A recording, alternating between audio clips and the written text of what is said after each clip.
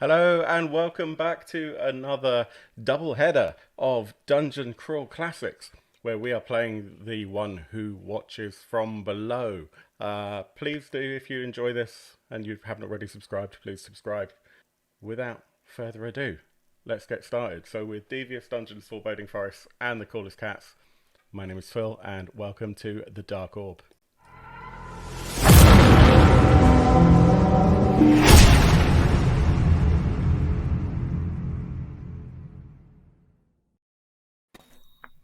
And here we are. We are back. Way! We did. Judge Zach, thank you so much for lining up this second adventure. Pleasure's all mine. So excited. Welcome back to XYP, Mr. Phil. New, improved, older Phil, as we like to go. Welcome back to Jay, and welcome back to Erin. I know nothing about this adventure at all other than the cover art. I'm so excited. If you've not seen the show Dungeon Crawl Classics on our channel before, please do check out the previous episodes. We played Nevin Pendlebrook's Perilous Pantry, which was a level 0 funnel, and the characters that survived, of which there were like 20 of us, the characters that survived from that have come forward to this level 1 adventure. And we'll see how they fare. You can tell up there. You can see how many characters died. No, wait. So we had 8 characters die, which is quite impressive. I guess there must have been 16 characters in total then. We got through about half of them. And let's see how many more we can kill off. Please, if you enjoy the show, please hit like, please subscribe if you're watching on YouTube, and let us know in the comments, or, let us know live, because we are live, what you're thinking of the game. Feel free to comment on things as they happen, and we can try and distract the GM, Judge Zach, and take him away from his narrative tale. So without further ado, I'm going to hand it over. I'm going to ball this all up. Let's ride over to Zach. Okay, well, welcome back, everyone. And I guess there's let's do a quick last time on the Dark Orb Dungeons or Dungeon Crawl Classics. So all of you are from Sleepy Town, Bitterweed Barrow, that had a mysterious disappearance of Nevin Pendlebrook, which you dutifully investigated and found that he had been turned undead. At the bottom of a complex that was underneath Bitterweed Barrow. During which time you had encounters with talking sticks and bats and chasms that were equally unfriendly to you along the way. And eventually you found yourself freeing a wizard with a frog-like head from a block of ice, whilst fighting off an ancient stone golem automaton thing, which was eventually taken down. Does anyone want to add or question anything of what I've just told you? We fought a giant zombie tortoise. Yeah, that was the thing. Yeah. Great. Got bitten in half by it. Yeah, that was the thing as well. Fog died. Yeah, Fog died. poor Fog. And was it Auric that renamed the cavern with his blood? Was that his name? Yeah. Auric definitely went. Yeah. Yeah. He's the one that decided to face plant at the bottom of the cavern. The great thing about Dungeon Crawl Classics is that one character that you really want to save is the one that dies first. Yeah. And that definitely happened with my characters. Yeah. Fog and Mima. And of course, if you want to know more about what happened, head on back and watch the episodes. But they should still be on Twitch at time of recording. They're definitely on our YouTube channel. YouTube/the Dark Orb. So check us out. Yeah, go check those out. And then stuff. Cool. So, all your characters, for having dutifully retold the story with me, may have a 1 luck point back. So go ahead and have a luck point per character back. And where we left you was with a wizard at the bottom of a now open large cavern. The roof was opened by the stone golem, and you find him scrabbling around. As soon as everything is sort of cleared, he starts scrabbling around in amongst all the loot and rubble and stuff like that. And he's saying, "Where is it? Where is it? It's not here. Where is it? My key home. Where is it? The Black Pearl, Moldog, curse you!" And he screams all this to the sky, and then he collapses, kneeling and sobbing.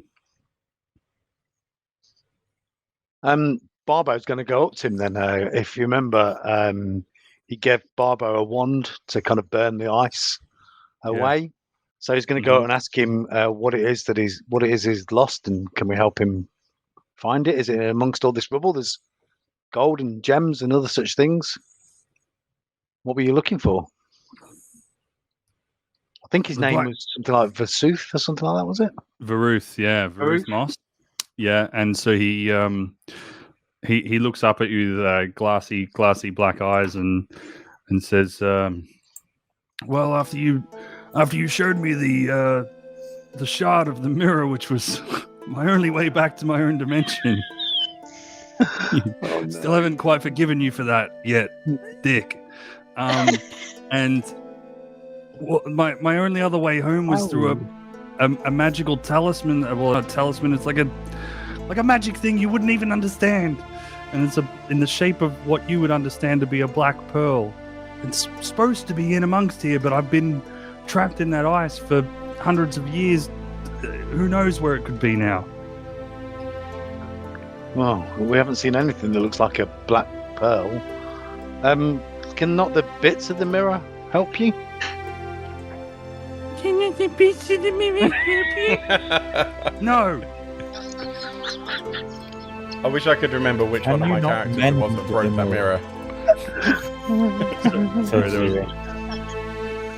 Sorry, I'll grab one of you at a time. I can't. Yes, it's because I was laughing out.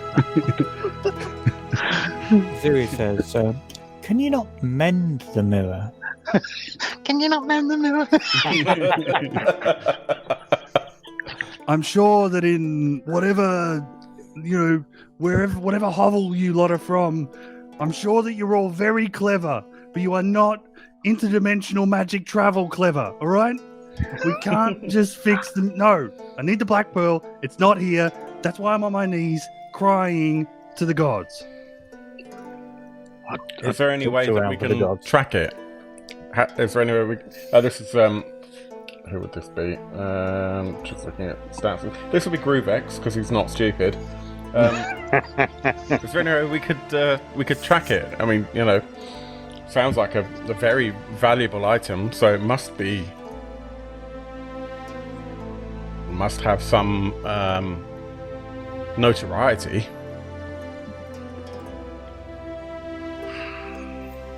Somebody might have heard of it. Do you know what it feels like to have a multi-century stuck in ice hangover? Do you have any idea how thirsty I am? Well, it's a fountain. I can't think right now. Really. At the bottom of a crater, in amongst all this rubble. Well, we can go out of the crater where there's less rubble, and I'll ask you the same question. Well, I think maybe we should all get out of here. We could head back to the inn, take this stuff with us, and we need to tell everybody what's going on because they want to know what's happened to the kind of constable as well. And light breaches the top of the thing, the opening in the crater, because you've obviously been fighting all through the night and so forth, and so it's early morning and you hear, "Everything all right down there?" Jeff, is that you, Jeff? Yes, it's Jeff. Who's Jeff? What? I hate that guy. Yeah, I know. Is that you, Ziri? Yes. What are you doing at the bottom of a giant hole that's torn the bitterweed barrow asunder? It's best not to ask questions like that, Jeff. You go back to tending the ducks. No, Jeff, get a rope. Yeah, help us out. Have we not got the stairs back there? Well, all right, I can get a rope. I don't really need to look after the ducks. They all got eaten by yellow salamanders. Oh, the salamanders. No. I mean, this is our only way out, because going back, the log fell into the chasm. We're kind of stuck. Oh. On the plus side, I've found a new business. I'm now a yellow salamander farmer. That's great, Jeff. Duck-fed salamander. Duck-fed salamander. So, on the menu. Veruth continues with his dogged hangover and unrelenting impatience, and he holds up one hand and begins spinning the other hand in a legally distinct from Marvel Doctor Strange motion, and all of you get encircled in this blue bubble. And you can't breathe for a moment. You realize that you're underwater in this bubble, and then all of you start floating up through the thing, and you're starting to run out of breath and so forth.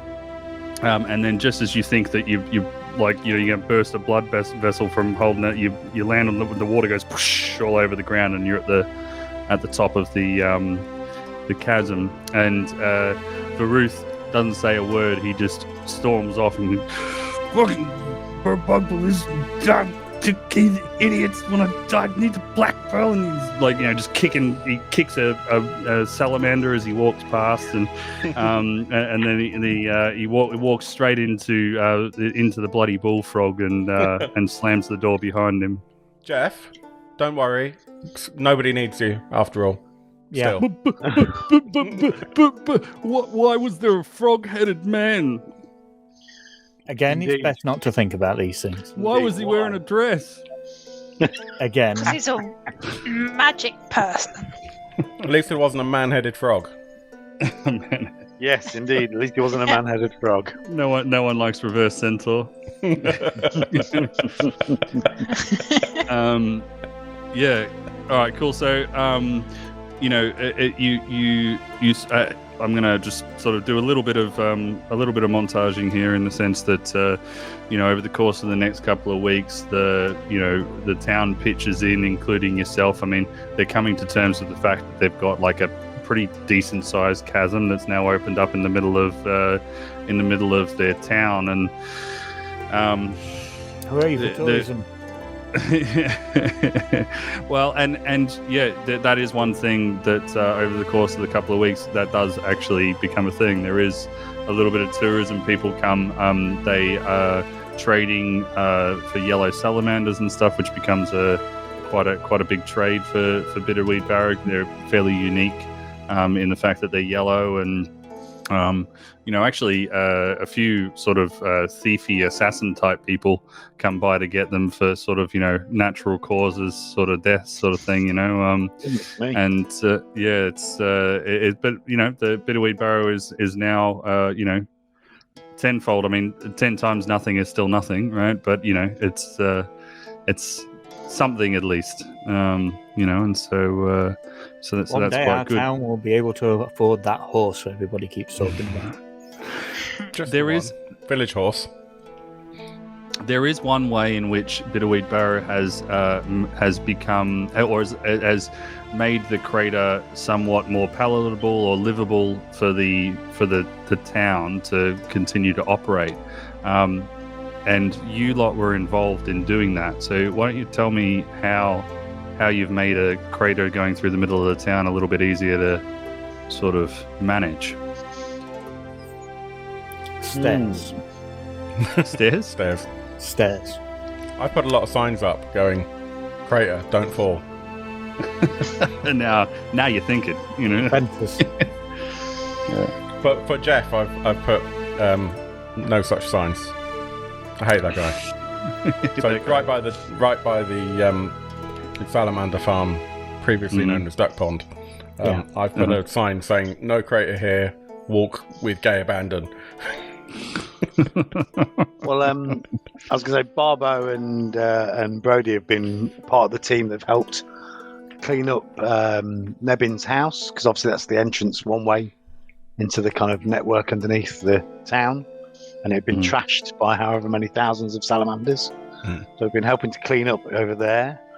And Brody's been very struck by like the undead, and so he's really trying to do his best to kind of help out with improving kind of like like the environment and nature. So he's been helping to clean everything up, do his bit, and essentially he wants to try and kind of atone for all of the. He thinks it's very, very sinful, all of that death and zombie tortoises and things. So yeah, so that's what they've been doing. Ulrun has set himself up a nice business, which is salamander splatting. Well, for all the free range salamanders. Yes. Which really upsets Jeff and his salamander farm. Well, the unconscious ones he'll bring to Jeff and then charge him. Jem and Zeb have teamed up and are now offering tours down into the chasm. And fantastic. Just sort of explaining the wonderful adventure that has been had, and going, hey, look, and this is here, and that's there, and this is what's happened, and embellishing it with interesting stories as they go. Excellent. So, I mean, this is the story of how all of you, came to consolidate your experience in the underground, sort of complex, and so why don't you tell me how, like, what sort of coming of age each of your characters have in the brief description of their class and maybe their race. With Zuri, he will get Veruth so drunk, because Veruth can't afford any thing because he's got no legal currency. He'll get him so drunk that he'll agree to teach him how to be a wizard. Excellent. And then he'll hold him to that. Sounds good. What about Arun? Arun has decided that he likes splatting salamanders. He liked hitting things, so he's going to start training up and be a warrior. Cool. And insert a salamander splatting montage. I can already see his emblem on the top of his helmet and his shield. You gotta try your best to splat those salamanders. Oh yeah. How it is. Jem and Zeb?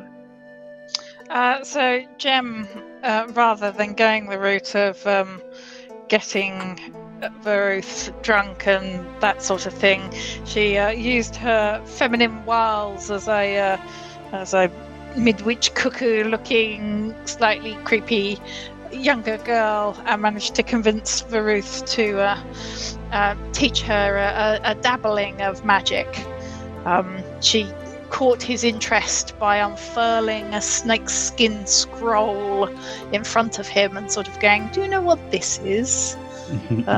It feels magical to me. Cool. And, excellent. We'll get to that scroll in a moment. Yeah, and Zeb, he, whilst down in the cavern, he managed to pick up a short bow, and this thing has, it really sung to him, and so he's been pinging away with it and helping out with the salamanders and acting as guard for the tours down in the chasm. So he's taken up a warrior route, but ranged with his trusty short bow, Cedric. Cool. 2 times wizard, 2 times warrior. And for the audience who maybe is not quite so clued up on DCC, we don't have classes and races in DCC. So if you don't hear dwarf, halfling, or elf, then the characters are human. So all humans so far. Yale and Groovex. Interesting couple of people, Yale and Groovex. So Yale is a locksmith by occupation. And up until this point, she was very happy with the quality of her work. However, after this encounter down below, so to speak, she's realised that these dainty little locks that she's been making are nowhere near good enough to hold back some of the evils that she's seen. So she's been working really closely with the blacksmith in town on making bigger locks. Bigger locks take more strength to create, and so hammer in her hand, she's been creating these much larger locks and getting more and more hench, and she is now a mighty warrior of level 1. All right. What about Groovex? Groovex, whilst spending this time underground, acquired a dagger that's got some poison in it, and realizing that he's not really great with a dagger and doesn't have that level of finesse, spent his time learning how to creep up on those damn salamanders. And so that's what he's been doing. He's been... Poor salamanders. Yeah, I know, right? He keeps thinking about creeping up on Jeff one of these days, but he's starting off with the salamanders, and yeah, it's amazing how hard it is to sneak up on a salamander in order to cut his throat. But he's been practicing that,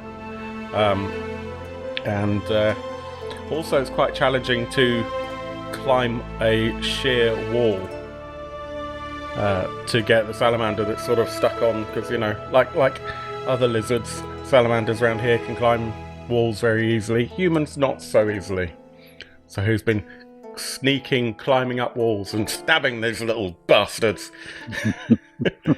So yeah, I'm feeling like the party name may be like the Salamander Slayers or something. You know? Oh yeah. So okay, yeah, Barbo and Brody. So Barbo is a halfling, and he was a merchant, as was his father before him. But he's really enjoyed what's happened in Nebin, in Bitterweed Barrow, and he's really just seeking adventure, really. So he's just looking for any opportunity to go out there and kind of discover a bit more about the world. He's been doing a little bit what you would kind of call like a hobbit Tai Chi. So he's kind of been like exercising and doing his little, he's been practicing using both of his hands, for everything that he wants to do. So he found that, he was able to throw rocks with his right and his left just as easily in the caves. So he's just been kind of just ready really for an adventure. He just wants to go and discover more of the world. He's only ever stayed where he was born before this. Brody, as I said, he's really been struck by the kind of the undead element and finds it kind of rather unholy. And in the rubble after the fire, he found a mace that's of the goddess Ildavir on top, and he's been kind of talking to some of the locals, and Ildavir is kind of your kind of nature goddess, I guess, your kind of personage of a deity of kind of the environment and the surroundings, and he's really looking to learn a bit more about that. So he's looking for either a teacher or a temple in the future. He's planning on donating the money that he's earned from Nebins to the church, and he's going to try and kind of help make right, dispose of some of the horrible creatures that are in the world and make the world a nicer place. Cool. So Brody, human cleric, yeah. Brody, aka DM target, being the cleric in the party now. Yeah, indeed. The Cool. So, in terms of that scroll that you were talking about, that was Jem who had the scroll. Yep. Cool. So I mean, you know, perhaps the scroll played some part in Jem's awakening as a wizard. Can we get a DC 12 intelligence check from Jem?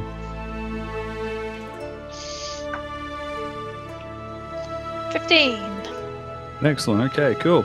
So, at some point during all this stuff, she unrolls the snakeskin parchment, and it's covered in these runes that begin to instantly glow with a like if you've ever seen like burning magnesium, like that sort of thing, and it has a similar sort of effect to looking directly at it.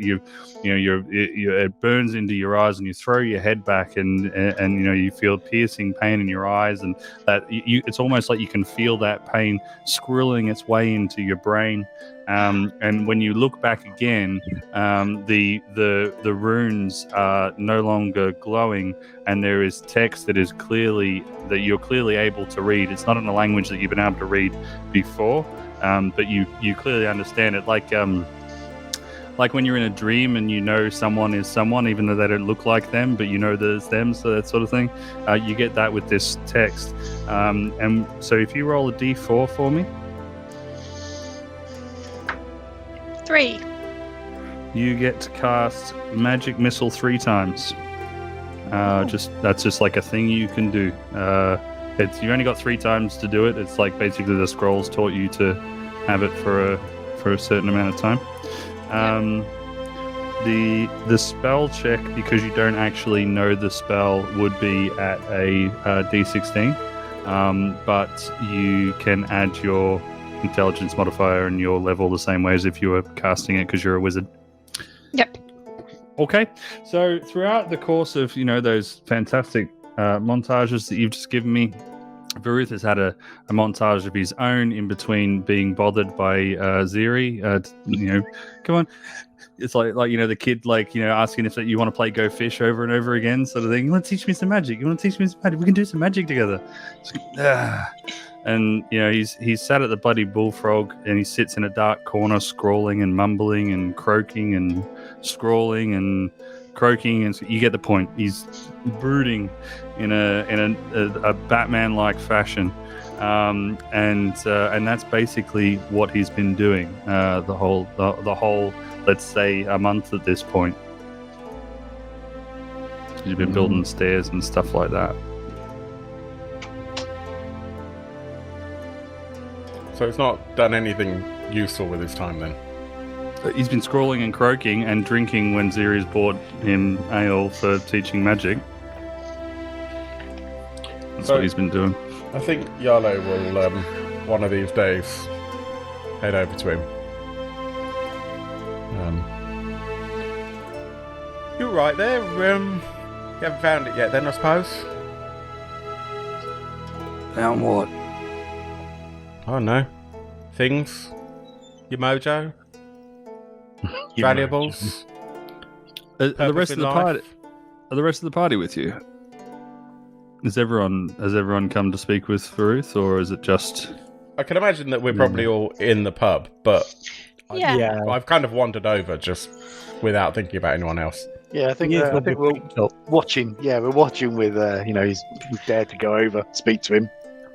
Cool. And one other question: are you all carrying like all your adventuring gear? You haven't like unpacked it in your houses or anything like that. Like you're tooled up, basically. Yes, we're all tooled up. Yes. Yes. Well, my guys don't really have anything, so they've kept it with them because without it, they've got nothing. Cool. So, you go over and you say to Ruth, and he starts like waving you off, and he's like, I haven't found anything, sort of thing. And then you hear in the bar, help me. Oh, not again. Where's that coming from? Oh my God. It's not a bloody stick, is it? It's the Who's stick. wearing the stick on their belt? Who took the stick? I honestly can't remember who's got it. It went in a bag. It did go in a bag. The person with the lowest luck has the stick. Oh no! Bruce slams his hands on the 15 and 11. 10. 14. Uh, 14. So he slams his hand on the. He's, Brody's. who is that? Who said that? Who is it? It's in my backpack. How did you get Moldark's voice? I've no idea who Moldark is. We found this in the cavern, and I pull out the kind of wand. If I remember, it's got like an eye or whatever on it. No, it's Yeah, got a I set of am. lips. There's a stick with a set of lips Yeah. on it. This is in my bag. I can't remember. I think this was somebody else's backpack who died actually. But we've got this. It's a broken first time- stick. All it says is "Help me." Yeah, but that is all it says, but it's not said anything for a month until just now. Oh, I beg to differ. Sometimes it said.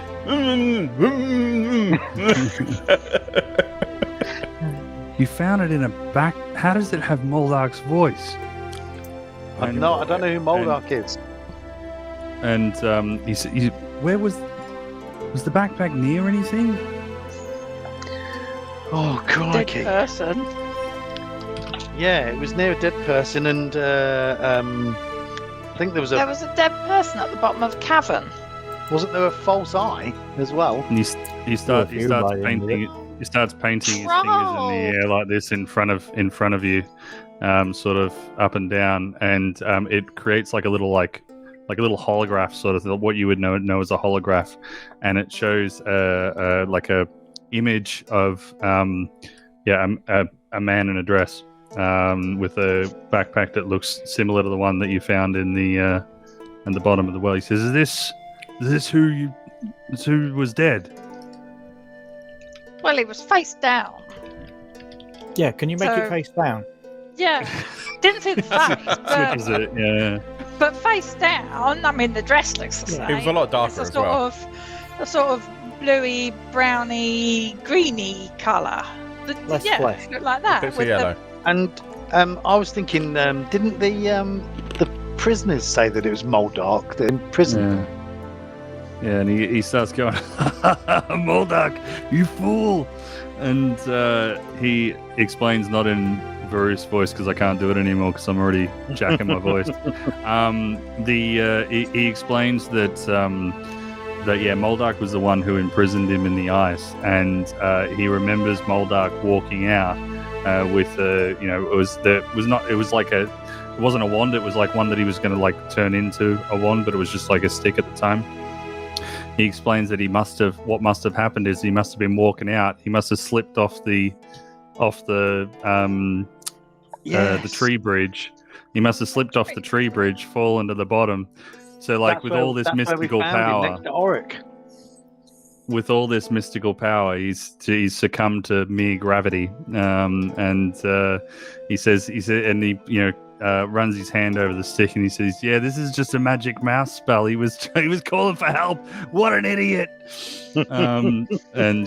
This fills him with a level of joy that you haven't seen with him yet.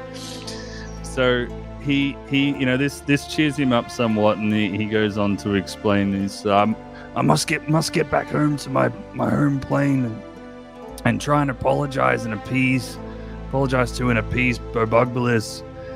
I've made a grave error that may have put both my plane and yours in jeopardy. And he sort of shakes his head. He said, "I don't expect you to understand, but you have to help me. Hundreds of years ago, when I was trapped by Moldark in that block of ice, right by the hoard of treasure, that it contained my first and most valuable piece of treasure, and that was one that allowed me to travel here and create the interdimensional portal that you smashed." Oops. It's alright, you can back it up on. Anyway, that piece of treasure was the Black Pearl. So yeah, and that's sort of what he explains to you. Well, I Owen think raises a finger. given we've broken your mirror, I'm sure we can let you have the stick if that'll Sounds like a good entertain deal. you. I mean, I know it's not high value like the mirror, but I mean, at least it'll bring some joy on an otherwise dull and dreary day, right? Yeah. Owen's raised a finger. I don't know about you ladies and gents, but I'm Oh, I'm a bit bored. I fancy a new adventure. Yeah. Barbo's well up for some adventure. So it's beer. Is it Urin? What have Yeah. you got your finger raised for? I have a question. Mm-hmm. What's a plane? Zeb goes, it's one of those things that you use to like smooth off wood with. Oh, Yeah. So like something carpenter would have. Yeah. Yeah, Right. that's plain. So Yeah. you've damaged your carpenter and our carpenter. You've damaged Brian. No, only the planes. So now you can't get flat wood. So we need to go and find a way to make it so you can make flat wood again, so you can turn it into a mirror. How do you He make was it? going to Just make me a come new over- club. Come over here, I'll explain it to you. And he ushers you over to the desk, and he's got all the scrawlings that he's been writing out for months at this point. And he says that it's, again, not in his voice because it's Jack and me. He says it's been hundreds of years, and who knows where the pearl was taken. At this point, it could be anywhere. Like it would seem hopeless if it were not for my cosmic-sized intellect. He pauses for correct, for that to land. Oh. Owen says, these drawings, is that writing on them? I've spent weeks poring over this problem, and I've recalled that my plane of existence was almost the mirror image of yours. In the moments before you destroyed my life's work, you may have noticed that it was that to be the case. Now, this implies the existence of a cave of secrets in your plane, and the same as there exists one in mine. In the carpenter. Carpenter's tools. Jeff, do you want to go on an adventure? Because I feel like you would be more used to me at this point. They kind of ushers Owen out of the way and says, we'll sort it out. It's not a problem. A man is not the sum of his tools. Yeah. So Or have. So from would here, the cave of treasures, you Secret. said that like one that we Jen's interested again. You've spoken about treasure. yeah, so like this have you worked out where like this treasure might be? I mean, I'm sure we can help you with this treasure. I mean, sounds like a useful thing that we could help you with and help you get back. We'll try not to break the mirror in that place, if there is one. spoken like someone who thinks that they don't owe me this after destroying my only way home for nothing. It wasn't me that broke the mirror. You can always go back into the ice. Fighting talk. Brody's happy to kind of put the world to rights. So if it's going to help sort things out, then he's in. Well, so he explains that he knows Yeah. Go on. He knows Guys, where gonna the say cave I'm of in. secrets is in. Okay, yeah. I think there might be a bit of a delay between us. He explains that he knows where the cave of secrets is in his plane, and so really all he has to do is take lefts where he should take rights, and it should be okay, right? So he can guide you straight there with not much problem, but it would require you leaving your hometown, your now bustling hometown of Bitterweed Barrow, and the call to adventure and so forth. To be fair, it's a bit poncy here now. Got too far. Gently far too It's gone a bit cosmopolitan. upmarket. It's a bit trendy. I mean, All the hipsters have moved in. big beards and tattoos and plaid check shirts and suspenders over their shoulders and Yeah. People walking 9 barbers on around with one a. street. My friends went to visit the cavern and all they bought me was this lousy tabard. Yeah. They keep on, all these tourists come in, they keep on wanting coffee instead of just warm, muddy water. Yeah. Wrong with muddy water. Cool. So yeah, if you're all answering the call to adventure, then you can set off. You're not going to have anything as grand as horses or anything like that. You'll just be walking. Along the way, we can assume that you're able to. On the long way, you can assume that you will pass through at least one reasonably stocked town with some mundane goods and so forth. So if you've got some loot that you want to fence and sell and all that kind of stuff, then you can feel free to just pick what you want off the mundane list there, provided you can afford it. I'll let you make those marks as I'm narrating the next part.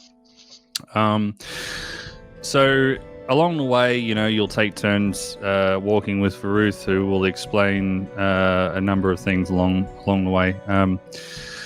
So the Cave of Secrets is a miraculous cave where mortals can taste the true power of prophecy.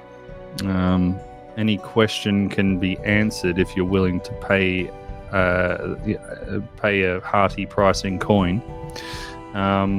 Its location is a closely guarded secret for fear of abuse by the greedy and corrupt, because obviously, that money's got to go somewhere. Like it's there isn't the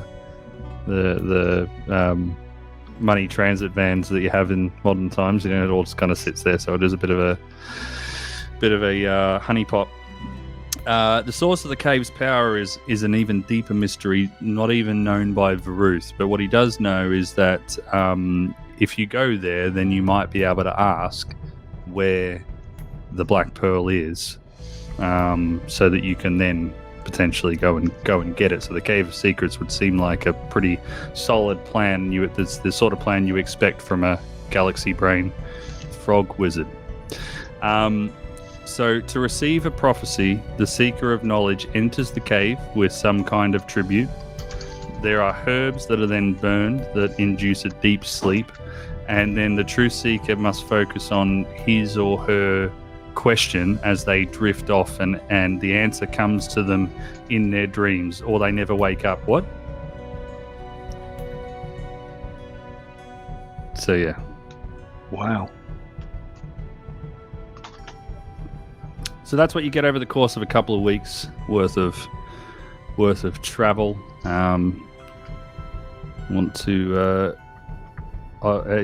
continue your buying. We can retrofit all that into your character sheets. I'm going to reveal a little part of a new map on the VTT here.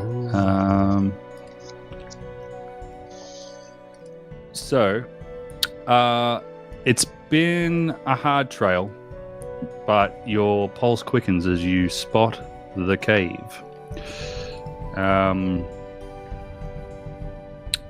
At the front of the cave, there is a simple weathered sign that beats in the wind, and it reads, "Enter." Oh, not that secret. Well, it doesn't exactly say, welcome to the Cave of Secrets. Every third secret is free, it just says enter. It's actually a typo. It's the cavern of secrete. Right, suppose we're going in then. Yeah, as we're prepping to go in, Brody's gonna he's been doing this all the way as long as we go. He's been kind of like digging up and burying the odd gold piece as like a kind of offering to his nature goddess. So he's kind of been leaving a little trail of gold pieces around as we're going along. So he's going to do that just outside this cave. So he's going to dig a little hole and put a gold piece in it, and then cover it. Hoping a money tree grows. Well, not necessarily, but he's making his little offerings. Yeah, he's got no need for the gold directly, so that's what he's been doing with it. Okay. And then I think we need to, like you say, kind of prepare to go in. Now, Barbo's very clear. Last time we just walked in and we lost a whole load of people, died within seconds of walking into Nebin's pantry. So I think we need to just kind of organise ourselves a little bit this time. Yeah, so who's going in first? Brody's more than willing to step forward. Yarne's quite happy to go. Owen will do the same. Well, I mean, you can't all be on the front rank. Jem and Seb would like to follow up the rear as more sort of ranged attackers. They're keen to hang near the back and let the the forthright warriors up near the front. And avoid the image of you all skipping into the cave like the Wizard of Oz, skipping down the Yellow Brick Road, all on the front rank. I'm kind of imagining all of us just trying to go in at the same time and just getting stuck, and that's like the end of the adventure as we all waste away. If I only had a secret. Groovex says, well, before we go in, do you think we should maybe just make sure the entrance is safe? How would we do that? And at least Jim that'll be throws one the part of the stone. dungeon that's safe. Jim goes, fine, let's see if it's trapped. And with that, she gets a stone from her pouch and throws it across the threshold. You instantly hear a sound of the stone landing on the ground harmlessly. Yeah. There you go, perfectly fine. No trap. There you go. Can't argue with that. It's super anticlimactic, and the silence after the rock lands is deafening. Thump. the entire cave collapses. The end. Full of a gem. Right, well, clearly Jen is an expert on these sorts of things, so I will defer to her amazingness. Let's go in. Yep. So the passage ahead of you is dark, and it appears to wind on for, let's say at least 30 feet, thereabouts, 40 feet. Has anyone at the front rank got some infravision? No, Barbo's kind of like third row back or whatever, fourth row back. Okay. He's the only one I think we've got. Oh no, that's it, isn't it? We haven't got any dwarfs left, have we? Groovex has got a lantern. A bit short on them. Hold that up. Okay, cool. So you hold up the lantern. That gives you enough vision to sort of move forward somewhat. Blind the people with infravision behind me. You turn a very easing sort of corner, and at about 20 feet sort of thing, and it opens up to you're actually able to see light ahead of you, where the passage opens up. Okay, what does it open up into? Let's go and have a look. Okay, you follow on. Okay, cool. So, I will reveal another piece of the map here. So the passage gradually widens into a large cavern. So my descriptions might not always match the map. DCC maps are more about form than function. You know what I mean? Like they look cool rather than actually describe where you are or things like that. So if anything doesn't quite match up, then that's why. So the passage gradually widens into like a large cavern, and there's candlelight from candles placed everywhere that pierce a thin layer through a rich, tart, sickly sweet smell, and it's a light fog of smoke, and it all has sort of floral undertones. It's actually such a nice smell. It's one that you may never have smelled before. It makes you feel somewhat lightheaded. The medical in our medical knowledge, you might be filling with endorphins, sort of thing. It's really got you going. And in the walls, you notice a number of. I don't want to describe it like this, but I can't think of a better way of describing it. They are body-length niches in each of the walls.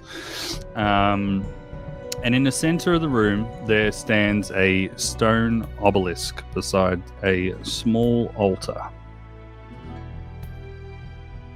Okay. So that's what I'm up for moving towards having a look at the altar and the obelisk.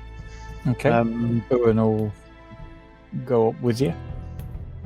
Zeb heads towards the body-sized alcoves in the wall and goes to sort of stand in one to prove to himself that it is actually body-sized and he could get into it. Cool. So the niches are these little things around the edge of the map here, so you can go ahead and go and stand in one. There is no sort of perceivable effect. He just goes, "Oh look, I can fit in this. It's like a coffin." Why are you gonna be so weird? Always. So the stone altar that you've walked up to is covered in candles, and on top of it as well is a copper collection bowl next to a plate of bags, like little sort of Hessian bags, like sort of yay big bags. Yeah. Okay, what's in the bowl? If I have a look inside, can I see? So within the collection bowl at the moment is empty. I'm pretty sure. Yeah. Can whoever's near the altar make me a intelligence check, please? Let's have a look. Okay. 10. Well, I've rolled a natural 20. Fantastic. All right. So, you look in the bowl and you don't really notice all that much in there. It allows you to get a little bit closer to the little baggies, and you are able to sort of gather from the lumps in the bags and so forth that there are like bulbs, like flower bulbs in them. Okay. But as you're looking over the pile of bags, you notice some lumps of something that is underneath threadbare blankets. There's two of them, and they appear to be cadaver-sized, I guess. I don't know. Is that a measurement? You could say living body sized. Yeah, but I just wanted to be more accurate. Okay, so I think Brody's going to drop a silver piece into the bowl and take a bulb bag and put it inside his backpack for later. So he's done his little bit, and then I think it's time to say, by the way, there's some things over there. Look, I think there might be. They look like bodies under sheets. It reminds me of Nebbins. I think we need to go and have a look. Oh, and I'll pop a silver piece in and take a bag as well and sniff it. Cool. When you sniff it, you get an instant head rush. I don't know what your life experience is like, but like poppers, sort of thing. Yeah. So that happens, and you start walking towards the threadbare blankets. You notice one of them is just sort of rising and falling at a regular cadence. Oh wow, that's someone alive. I think they're breathing. Zuri says from the back, didn't they say about something about incense or something and sleeping? Meditating, thinking on questions. Oh yeah. Just have your you could have any question of the future answered if you took the herbs. Like, for example, will I wake up with a bad back? Yeah. If that's the secret you want. If you sleep on this floor, then the answer is yes. I can tell you that. Okay. Barbo's going to go over and kind of lift the sheet back to expose the hopefully the head end rather than the foot end of one of the people. Yeah. Okay. Do you want to make a luck check for me? Yeah. Let's just check.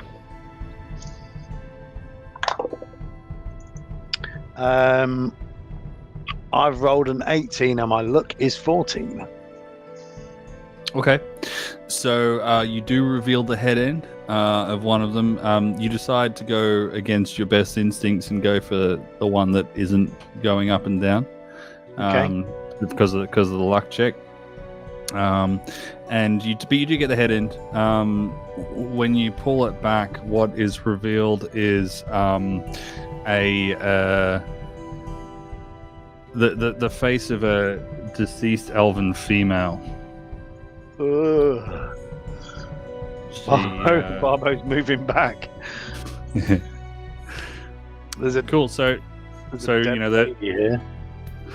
So kind of the recoil. You hear, and, you know, the other blanket sort of flips up, and there's this sort of gaunt fellow, like a big black beard, and he's like, "Oh, who's? Hello." What the chuff? Your wife's dead. The who? The what? The woman that you've been sleeping with. She's dead. I hate to break I this to think. you, but when people talk about sleeping with each other, they don't mean that. No, she was just a truth seeker, same as you. I'm sure you are truth seekers. Yeah. Yes. Yeah, we're seeking the truth. I am. Okay, cool. I am Whately the Weak. Wonderful. And I'm the caretaker here. And have you sought the truth? Should you be here? More to the point, old chap, says Zuri, striding up with all the authority he can muster as somebody who is basically part of the church parish council. If you're the caretaker, why is there a deceased body on the floor? That doesn't seem very hygienic, does it? Don't seem very careful. You have no power here, Ziri.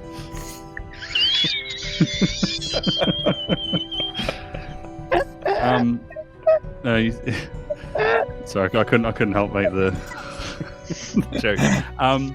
He says, well, yes, and I plan to do my job. I mean, I'm just wondering, have you been called? Are you supposed to be here?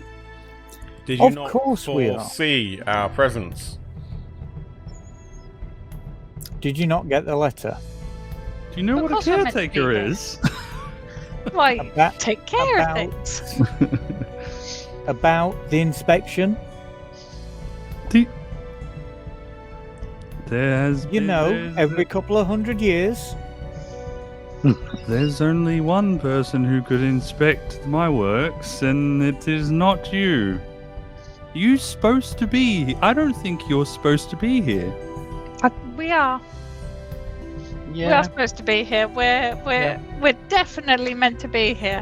Now, tell us how we're meant to use the secret giver in the bowl and the things. Well, you know, Go on, man. your knowledge of this Yeah, place yeah. is convincing. So I guess in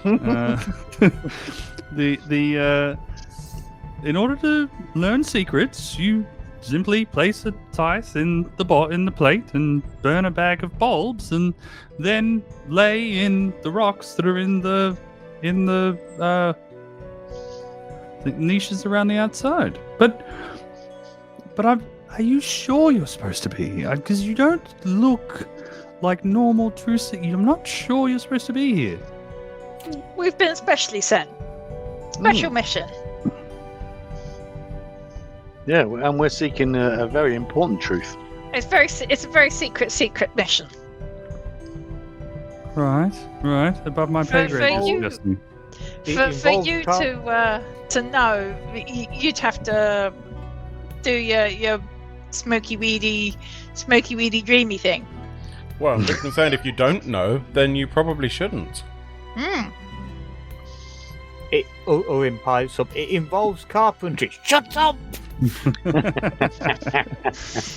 You know what? I don't think you're supposed. You need to get. And he starts like sort of ushering you out, and he sort of produces out of some of his like his sort of robes and stuff like a not produces magically, but just you didn't see it before. He had a staff sort of thing. He starts like sort of ushering you all like, go on. There's no need for you here. What makes you think that we shouldn't be here? Is there some kind of evidence that we need to provide that we're in the right place? Brody What gets criteria are you measuring this by? Well, let me check if you have the right evidence. And he goes, bop, and bops you on the head for with his staff. He does one hit point of damage. Brody gets out the bag of bulbs that he purchased with his donation and says, "Well, I've made my donation. I'm ready." And he walks over to the thing. He says, 2 silver pieces. You're only about 1,000 gold pieces short, my friend. Only one of those silver pieces. You're is mine. definitely not supposed to be here. And he thumps you on the head for one hit point. He's, out you go. Jem, you got another one of those stones you can throw on that guy? Just throw one of those stones. Yeah, just throw one, please. Yep. So, Jem goes in for an attack with her sling and no, just throw it over the top of his head. You said it now. Oh, over the top of his head. Go on, just throw it over the top of his head. The communication was not clear. What the fuck? She tries to throw it over the top of his head. Enlarge. Does the judge need me to roll to see whether or not she succeeds in getting the stone over his head? I mean, no, I'm pretty sure that you're skilled enough to miss on purpose. As it's sailing over, enlarge. What? Okay. All right, sure. Because again, for any audience watching, we'll learn how to play DCC as we go. So DCC spells, you get to cast them as many times as you like. The first time you cast them, it's cool to roll on the manifestation at the top of the spell chart to see how it manifests, because that's kind of cool. But the other thing that we do for wizards is we roll on the mercurial magic table, and that gives us all sorts of crazy spell effects that happen every time you cast this from now on. So let me pull up my while you tell us how it manifests. I will get the mercurial magic out, and you can. Okay. So,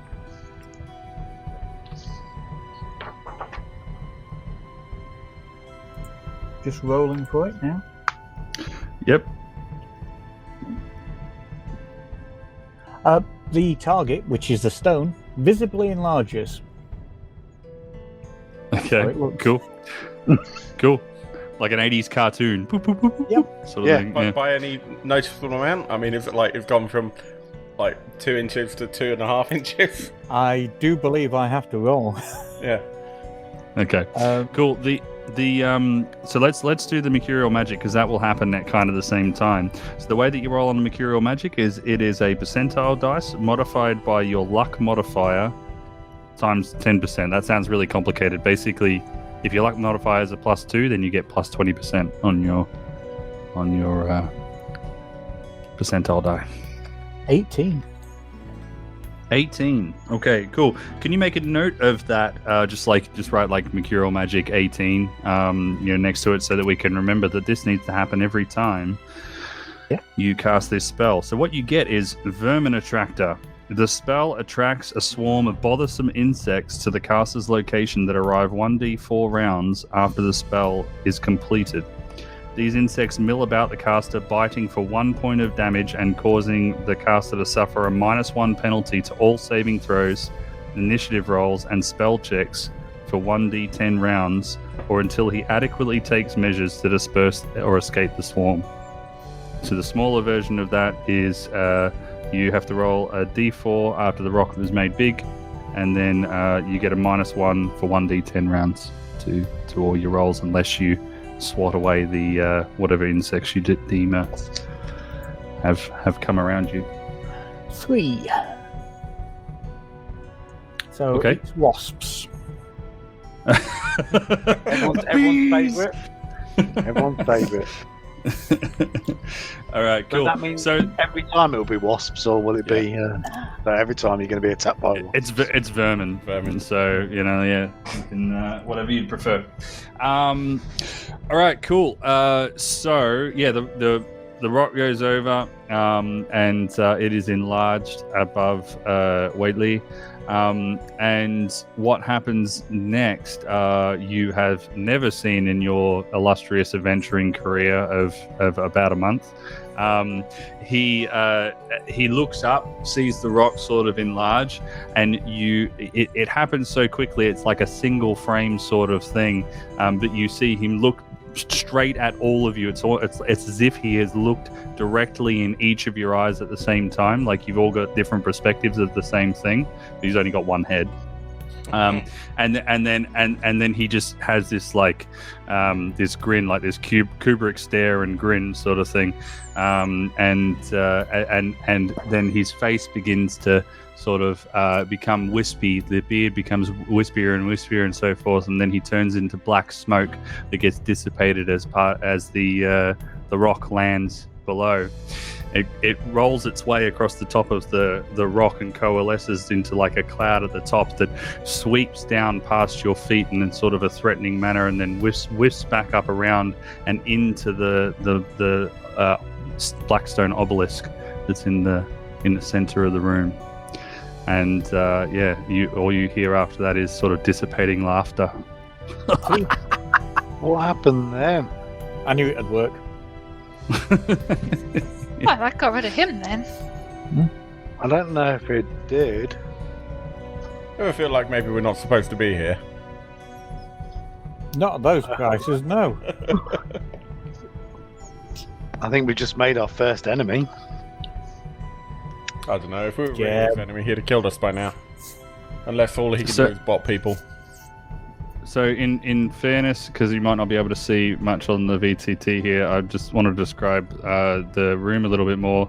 You do have an exit up here. You also have this area down here is completely open. You just can't see further down from where you're standing.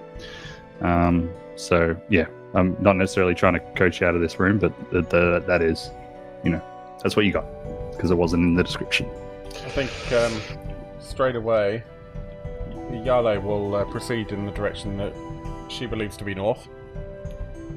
Mm-hmm. So you've got a compass, Rose, on the left there. I can appreciate she might not know where north is, but so that we can converse. Yeah. You want to go up? All right. Cool. Yep. All right. So I'll reveal what is up. There we go. So you walk into what is a small chamber with the same sort of like niches that were in the other room.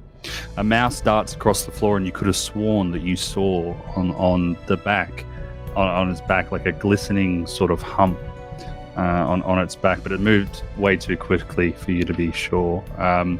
You also see a stout figure curled in a niche on the opposite wall. By the way, Ziri has got has attracted wasps. Yeah. He's basically flapping around at this moment in time. Right, so you're planning on using your action to clear them? Yep. Cool. Jem and Zeb are going to investigate the body in the alcove. You said there's a body in the alcove, yeah? Mm-hmm. There was, yeah. Yeah. A stout figure. They're going to go and investigate the stout figure. Has it got one of those threadbare blankets over it? And looks like it's sleeping. So this one is sort of curled as if it's kind of like hunched. It's got its back to you. It looks like a dwarf, and it does look asleep. There is like a sort of like a regular cadence of breath going on there. Search his pockets. Brody's going to have a look at, the big rock that that was produced out of the sky. He's going to be checking that over because he's a bit surprised at that's existence. You did kind of go from 0 to 100 with the craziness out of the party, right? Yeah. And so he's going to be just checking that out, and also he's not quite sure whether the guy that we spoke to at the beginning, Waverley or Wakely or whatever his name was, that he disappeared or not. You know, I mean, we all saw that smoke and everything, but he's just checking there's not a body under there that needs any help.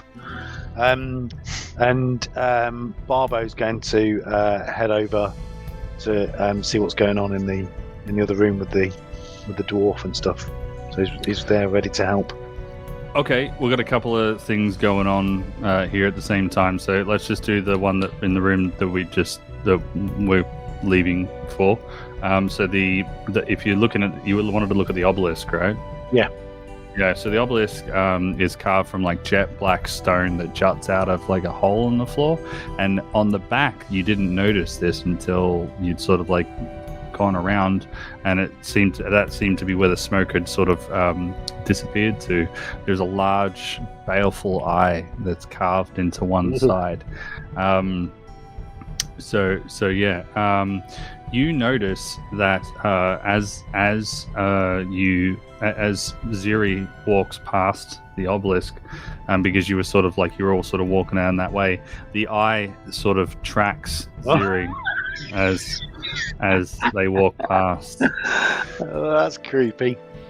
So yeah, it's made out of stone though. It's not like a flesh. Yeah. Tracks across. Cool. Did I miss anything? There was something else you were doing in here? No, that was it. Yeah, Barbo's gone over to join everybody else in the other room, so Brody will be following now. Cool. So we're going to follow back to Jem and Zeb checking out the dwarf. It has the back to them. So assuming you sort of like walk up, go to turn the dwarf around, and this is going to shock you most of all, Phil. I will warn the audience. There is some body horror coming up, so feel free to mute or something if that's going to offend or bother you. Go to turn the dwarf around, and you sort of step back in horror because he looks like an entirely normal dwarf, except when you go to look him in the face, where his eyes are just smooth skin, just across the sockets, no eyes at all. It's like the like in the Matrix where they melt his mouth, like over, like it's that sort of thing going on with the eyes. But you noticed it breathing before you walked up to it. So that's Jem kind of exclaims, "Oh wow! Look, this guy's got no eyes. That's so weird." You're so weird, Jem. Okay, cool. So, having turned the dwarf around, you can see that it's wearing simple padding under plate. Definitely a pious man, as he wears a symbol of Klazath around his neck. And as you turned the body as well, you noticed that the body was warm, but when you touched him, there was no sort of like response from the body. It just allowed itself to be sort of turned, sort of thing. Can we rootle his pockets? Do we get any reaction from rootling his pockets? You don't. You do get 5 copper pieces and a small hand mirror. Excellent.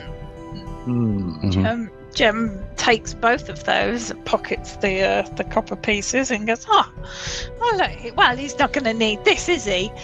You can't exactly see. Better for me." And puts that in her sack. Goodness me, I'm not sure if I've joined the right party. You lot. Breaking all these rules and robbing the blind. Right, he wasn't going to need a mirror, was he?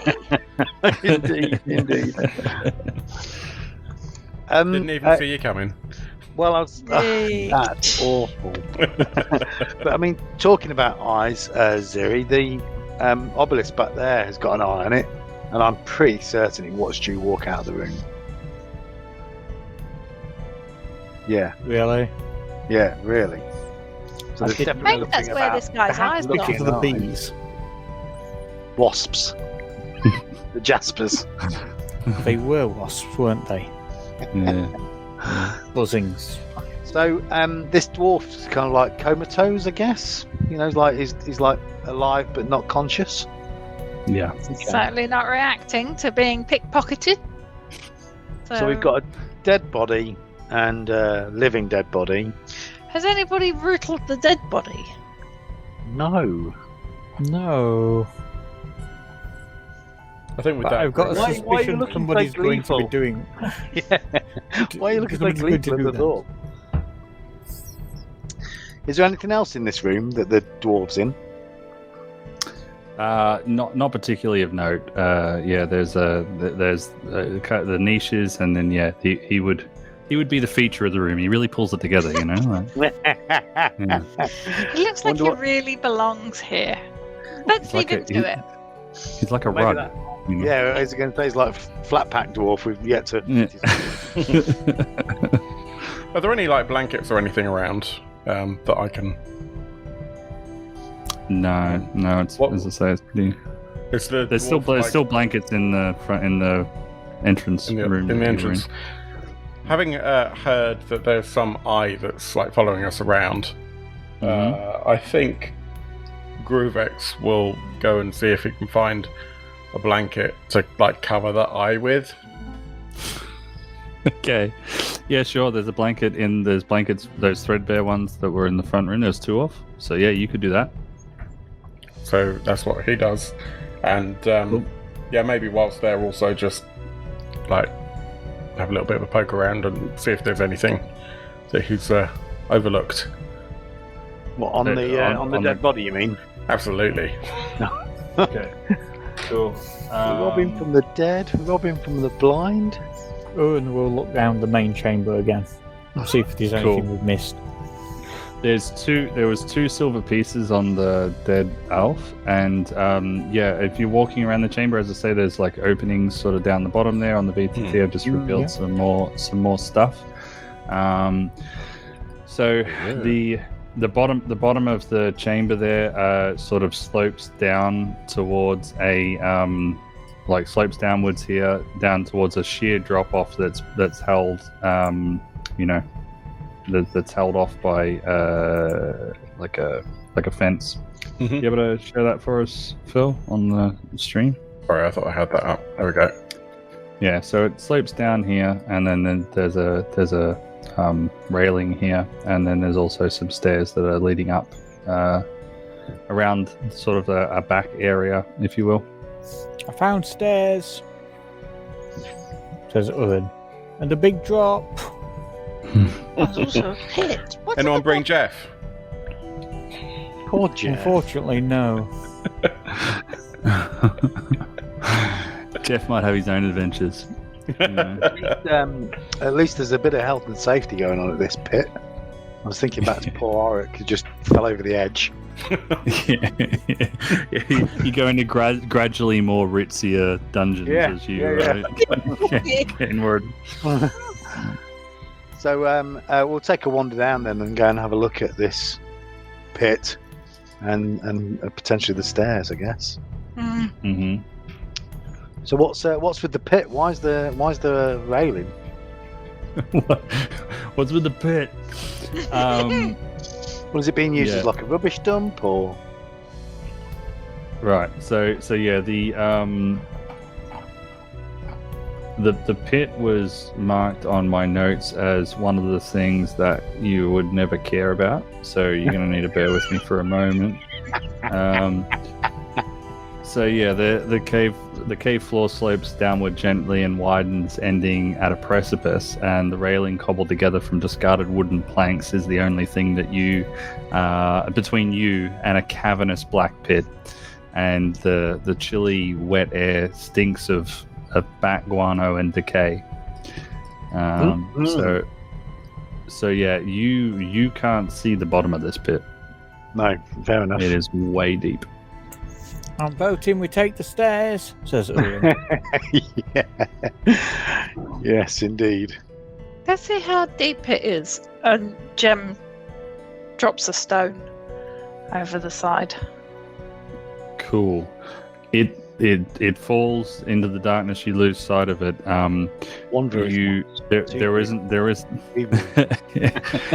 There is no perceivable sound of the rock hitting the bottom. Oh, bottomless pit. Yeah, I think it is. I bet you could throw dead bodies in there. That's probably what it's for. Oh, definitely. I vote the stairs. So there's probably going to be more upstairs than in the bottom of a bottomless pit. Yeah. Yes. Yeah, indeed. Okay. Shall we head up the stairs then, folks? Let's do it. Cool. Indeed. Sure. Reveal a little bit more for you there. So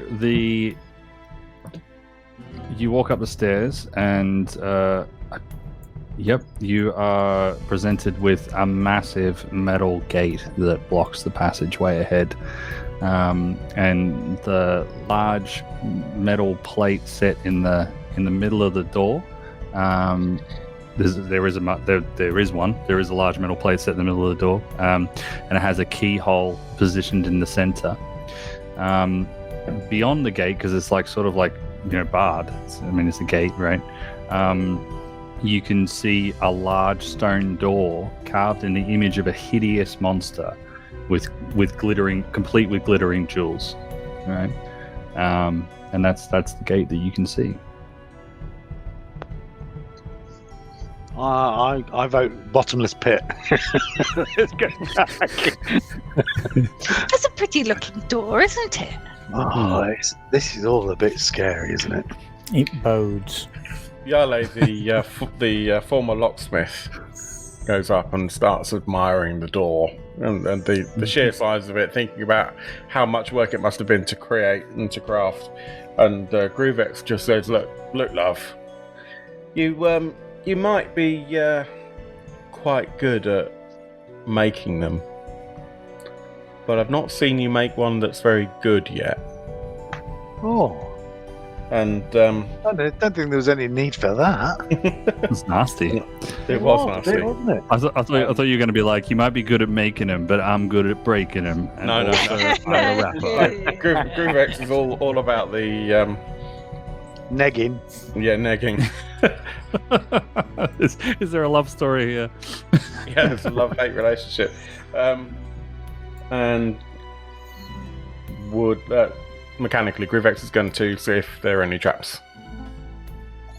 So basically, just walk up to it and sort of look around the edges a bit and throw some rocks at it and stuff. Yep, sure. No, you can't have one of mine. It worked on the way in, didn't it? It worked on the way in. You're impressed with the amazing precision with which this lock was milled and created. It's not really like much you've seen before. You still would be willing to give it a go as trying to pick it, but you know that it you don't really want to tell the rest of the party, but you would find it pretty challenging. Checking for traps as well, because that was the kind of the main thing that Groovex wants to do. Do you want me to roll for that, or? Sure. You got a thieves have a check for traps thing, don't they? Yes, they do. Okay. Oh, that's not bad. 19. No traps. You're pretty sure of it too. I'd be pretty sure of that either way. Yeah. Okay. So, I'll give it a go and see if I can work out how to pick this thing. But yep, as established in the earlier episodes, the way that I run this, I'll tell you the DC, and it's 25. Yeah, I'm not going to get anywhere near that. In fact, I can tell you that unless I got a crit, there's no way I could get that, and I didn't get a crit, so... Burn luck, it's a thief. Not really worth it with the score I've got. Yeah, burn 20 luck, it's fine. Yeah. So you lean forward, you crack your knuckles, you look expectantly at the rest of the party, and you start fiddling away and all that kind of stuff, and you're there for about 5 or 10 minutes, and then you clap your hands together and go, "Yep, it's unpickable. Unpickable. Can't be picked by anyone." Yale, as long as if only you made locks a quarter as good as this one, then maybe you'd not have been run out of town and had to find a job as an adventurer, eh? Goodness me, you're so mean. So, we need a key. Yeah. Is the door got any kind of windowy hole things to it, or is it completely solid? No, so it's barred. So yeah, you can. It's barred. It's got bars. So could you? You could reach through it. Yeah. Yeah. Mm-hmm. So Gem's gonna sort of sidle up, having watched everybody else faff about with Good the luck. locks. Yeah, it looks like a good lock, and she reaches an arm through. Mm-hmm. Yeah, my arm goes to the bar, and she tries to reach to see if there's a door handle or anything. So the way that the bars are positioned and the way that the plate's positioned and all that kind of stuff, you wouldn't be able to reach around to the back of the plate. Okay. But So she manages to get her arm through and waves. but you can get your arm through. Yeah. It'd be a pretty pointless lock if you could just reach it and open it, wouldn't it? That's just like a gate lock, like a garden gate, you know. Especially after you just spent all that time trying to pick it and then we just reach in and open it. Dear me. Gem gets Go ahead. reaches into her sack, pulls out her mirror, slides that through, and takes Has a a look to see if there's a handle. As incredible as this may seem, it appears there is a catch, and you could just open it from the inside. you just need to be able to reach it. Who's got extra long arms? Has somebody got spaghetti? This looks like you can open it from the other side if you've got like extra long spaghetti arms or something. Yeah, the way that it's positioned and everything, you would need something that would be like maybe 4 feet in length, sort of thing. If only you could enlarge just that arm.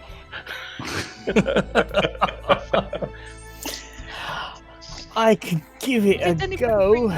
Did anyone bring the talking stick? No, we give it to Damn it, we gave it to Veruth. So he had a voicemail of Moldark dying, to listen to, enjoy for all of eternity. Keep him warm when he's feeling cold at night. Yeah. So Jem backs away from the door going, well, my arm's not long enough. Somebody with extra long spaghetti arms could probably reach that latch. It's about 4 foot or so. Yeah, I don't think any of us have got spaghetti arms. Got some spaghetti, but that's another matter. And not in game. Has anybody got like a long bow or something we could poke through and hook up? Oh, I just bought this sword, says Owen. Waves his long sword. It'd probably be long enough to reach the latch, yeah. We'd have to sort of like hold it by the sharp end and try and waggle the hilt up and down. Make If sure that's the way you want to do it, yeah, sure.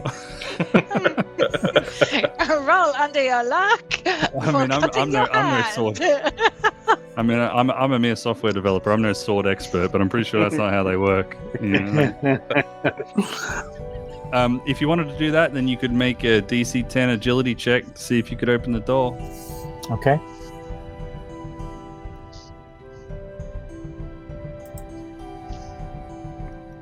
I like how you closed your eyes when you rolled the dice. Yeah. No, nowhere near. Not even Didn't close. fumble, but nowhere near. Okay. Didn't quite drop it. Yeah. I think we need to go and have a look around, see if we can find something that can open this door for us. You said that the things that we can see inside are quite far away from the barred gate, yes? Yeah, I'm going to let you guys have another crack at the agility check. So let someone else do it, because I don't want to pull the curtain back here, but you've been pretty clever, and this is the answer. Zuri will try and do it. Yeah, go Unless ahead. anybody's got higher agility. It's got 14. Right. Brody's, he's like, let's have a go then. Yeah, Go for it. cool. We'll try. I mean, I'll let you guys help each other. You know, Yeah. You add one for each person that you help. Just push you closer against the door so that you got more Push arms me there. the halfling through. You could play leverage and stuff. You know, like hold different parts of it and so forth. Well, I've got a short bow that I'll try and hook through and use the string of it to give it a turn. Jem helps by poking the mirror back through and angling it. Yeah, so I can see So it. you can Brilliant. see, so you can get a better look. And her modifier is 0, so Okay. yeah, Just add that's 1. of no help for agility. Is 0. I've got an agility of 15, and I've rolled a 13. Right, so this is a DC 10, so you rolled a 13, so that's all good. Yep. So yeah, you reach through a satisfying clunk, satisfying to everyone except for Yale. Opens and the gate creaks open. Because you loosened it, Yale. It's fine. It was the sound of a quality lock unclunking. Yeah, an unpickable lock. Yeah. So as you as you walk through the gate and into this room, I'm going to reveal a little bit more here. We've got there's your room, and there is also a thing in the bottom left here, which is what the gate looks like.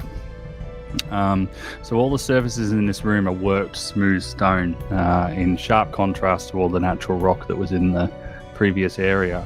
There's a 10-foot tall stone door carved in the image of some ancient demonic beast.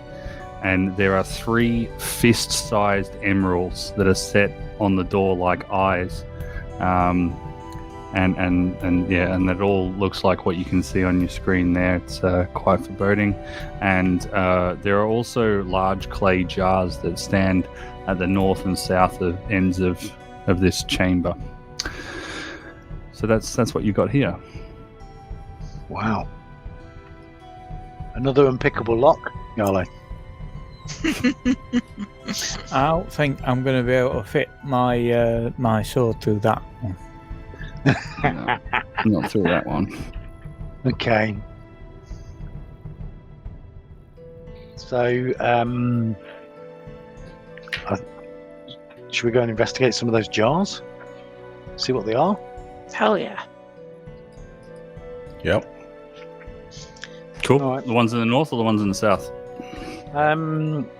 Should we start with the north? Ooh, you see, I was thinking split the party, but you know what that means. Oh yeah, go on then. Let's split the party. All right, cool. So the ones in the north have flower bulbs in them. Look like to restock. And the ones in the south have got big nasty piss. No. The ones in the south have water. Okay. Yeah. Does it look like water, or do we know it's water? Do we open the jar up? Liquid. Who can tell anything with any sort of certainty in DCC? I mean, So Jem goes to sniff the jars that have the see-through liquid in that you say is water. Do they? They smell like water. Yeah. So you go taste Yale. It tastes like water. It's fucking water, all right?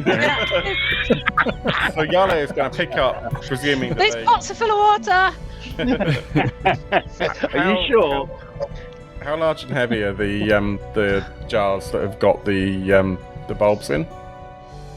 I mean, they're sort of waist sized. Maybe say probably about a foot in diameter. Okay. So, What I'm saying, I guess, is Yale is a warrior with a strength 14. Could she pick one up?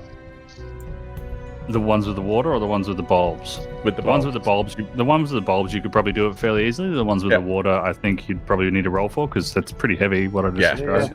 So she's going to pick up one of the ones with the bulbs. Carry it over to the other end of the room. And just dump it into one of the things of water. Yeah, you now have an endless supply of like that perfume that girls in grade 3 make, where they just like put flowers in water and they're like, oh, it's perfume. Whoa. Just girls. Yeah.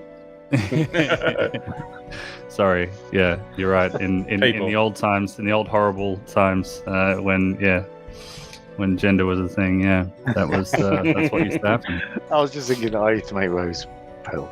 Anyway, whatever. Okay, yeah. Well, it smells exactly how you remember it. Yeah. Pretty nice for the first half an hour, and then grim.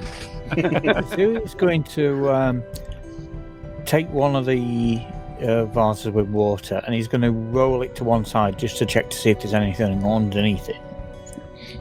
Yeah, there is some. Yep, there's worked stone underneath it. Yeah, that's it. I keep checking. This is floor. There's floor under all of them. You spend 15 minutes Awesome. rolling them all around. There's floor under Yep, all of he them. will. Yep. So is there now water all over the floor from where they've Yes, sloshing around. water everywhere? This And the dungeon one was that real nice before you lot got Yeah. here. and the one that overflowed because it had all the bulbs poured into it. Okay, I think we're going to have to go and check out this door with the monster head facing it.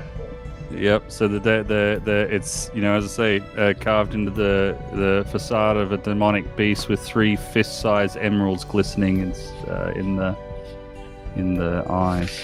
So I was going to say, do you think this one's unpickable too? Well, let's first work out if it's going to kill us, says Groovex. Okay. And How do we do that? Groovex checks the traps. Okay.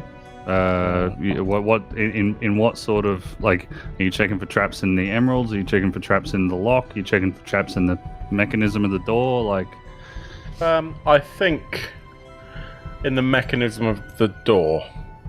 okay, sure. Like, if there's anything like with the eyes or anything like that, it's probably not mechanical. And it's very much looking for mechanical traps. Cool. Go ahead and make a check for traps. That is 18. Yeah. So it doesn't appear to be trapped. Then you don't see any traps in the mechanism of the door. For that matter, you don't really see any traps in the lock either. Cool. Mechanically, it looks as good as the last one. Can you give it a push? Yeah, should we just try and open it? And Did we try and push the other door? Not every closed door is locked, is it? indeed, well, Groovex takes a step back and says, "Be my guest." So you go to push the door in, and it has a small amount of give, but it sort of like racks back on you, sort of thing. Like it's like it moves like a small amount, but then bounces back, sort of thing, as if like there's something on the other side of it blocking it. Yeah. Owen tries to pull the door. Now, I'm not going to chastise you for making that, because you're absolutely right. It could be a pull, but this one is not. Yeah. What do you mean? I do that every day. Pull door. Goodness me. Yeah.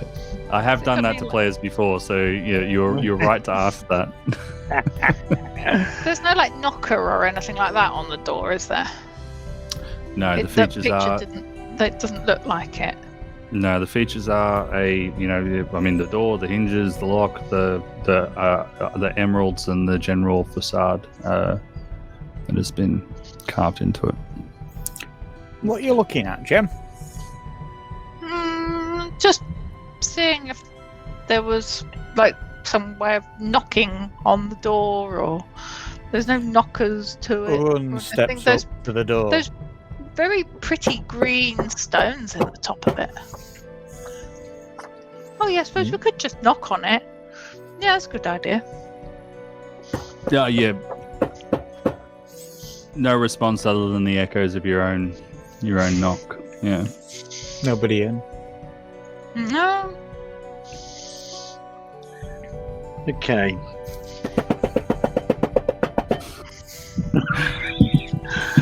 Amazingly, something different happens this time. Yeah. The more fast annoying. echoes. Yeah. So. Does the frantic knocking by any chance dislodge an emerald? No emeralds dislodged this time. Bashes and knocks on the door and knocks closer to these very pretty looking emeralds mounted in the top. Cool. And, Yeah. So they seem to be they're not just sort of hanging there, right? No, they're fixed into the door. Yeah. Yeah. Yeah. She goes up and strokes and touches one, like, well, maybe you have to touch the emeralds, and then touches the first one on the on her left. So, and This is Gem doing this. yeah, Gem doing Okay. this. Cool. The wizard. So trigger warning again. If you don't like body horror, it's about to happen.